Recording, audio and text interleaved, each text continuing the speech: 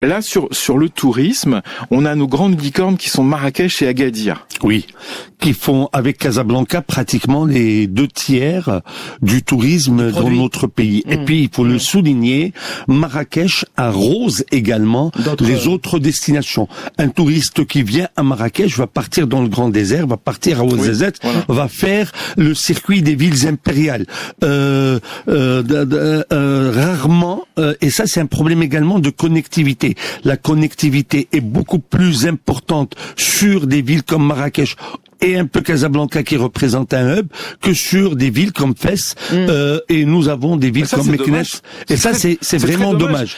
Fès Meknès normalement devrait avoir un potentiel. Vous savez que dans le cadre de la vision 2010, Fès aurait été ou en tous les cas avait suffisamment d'atouts pour être ce qu'est aujourd'hui Marrakech. Mais Marrakech s'est développé par la force des choses, par un concours de circonstances et parce que aujourd'hui par du storytelling effectivement on a raconté une histoire. Et là vous venez dire, je réponds à votre question, qu'est-ce qu'on vient faire au Maroc? Eh bien, on vient vivre une histoire, on vient vivre une expérience de vie, on vient et ça.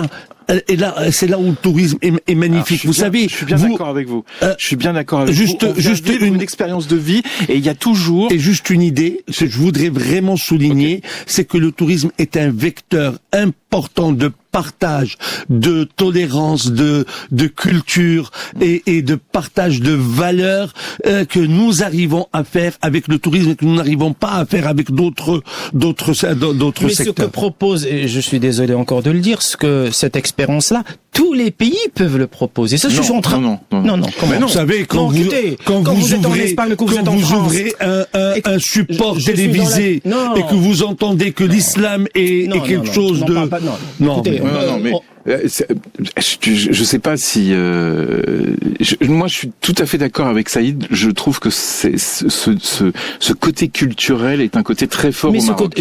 Les amis, oui, ce côté culturel dans les grandes destinations, ils le proposent. L'Espagne propose aussi au-delà des prix. La Turquie peut proposer l'histoire. Est-ce que l'Espagne ne propose pas un produit culturel? Mais aussi, mais qui aujourd'hui qui est vraiment mis en valeur, parce que la question au fond, tu l'as bien compris, c'est qu'aujourd'hui on n'arrive pas à storyiser tout ça. C'est-à-dire qu'on est toujours dans des quand Saïd parle d'histoire, mais c'est Mohamed, tu l'as dit, ils ont des années d'avance sur nous. Et tu l'as très bien dit, et tu l'as très bien dit. Parce que pendant 10 ans, pendant 15 ans, le tourisme n'était pas considéré comme, et on l'a dit au début de l'émission, le tourisme n'était pas considéré comme un secteur stratégique.